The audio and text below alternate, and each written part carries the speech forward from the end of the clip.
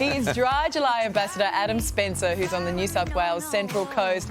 Adam, you've got a tough sell here. Give us your best shot. Yeah, I must say, first of all, very excited I'll be seeing you guys at Lazotte's in Newcastle. Yes. A couple of weeks from now. Can't wait to see you bring that house down. We're getting to that time of the year again where the Dry July Foundation asks people to take a month off the booze to raise money for hospitals and adult cancer services around Australia. 1 month off the drink, you feel a bit better, and we raise millions of dollars for people who are doing it a bit tough on their cancer journey. Yeah, no, look, I think it's a great cause, and there's no doubt about it. During the pandemic, people have used alcohol as a special friend. That's probably not a good friend. So that's why it is kind of hard this year, isn't it?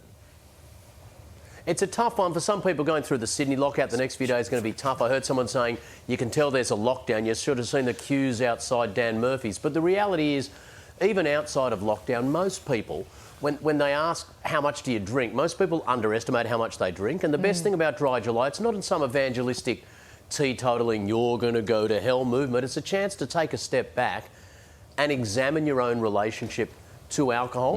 And I know people who've found it really hard to do. I know people who've done it in a canter, but I have never met a person who's done Dry July and told me later, I wish I hadn't tried that. Yeah, I get it. I get it. Because, I mean, and just look at what it's grown into, and I think you've been instrumental in that, this whole Dry July. Started 13 years ago. How many people have you got on board this year? Just how big is it? So it started as an idea on my breakfast radio show. We were talking about the idea of giving up alcohol, and 3 guys buzzed me and said, we're going to have a Dry July to raise money for Prince of Wales Hospital. One of them had a cancer scare. They wanted to raise $3,000, buy a television for the hospital. 1,000 of my listeners got on board with them. We set up a website. We raised $257,000. The woman at the hospital on the day said, it's going to be a bloody nice TV, I'll tell you that. And it went from there. Then we had a couple of thousand, a few thousand. Last year, 37,000 people did it, and we raised just over $10 million.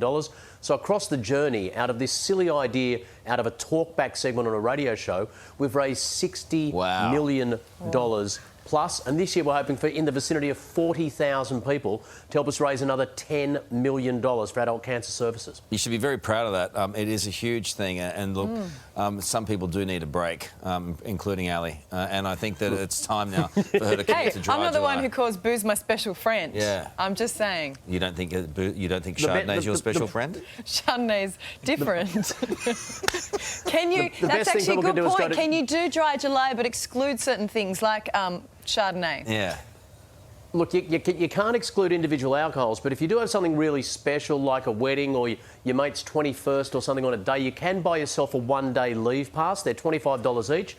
I'll be honest with you, I do know the occasional person who signs up at dryjuly.com, then buys themselves 31 leave passes. That makes a $775 donation and just goes around business as usual. We don't advise that, Karl. Yeah. But no, you can take a one-off if you've got a special occasion in the course of July. You didn't have to dob me in. All right, that's cool though, a cheap day. Isn't it? Cheap month. Hey, good on you, mate. Thank you so much. And in all seriousness, it's a great thing that you've done. That's a huge amount of money for a great cause. Well done and lovely to see you. Dryjuly.com is where you can go and make all the donations you can and commit to something, Ali.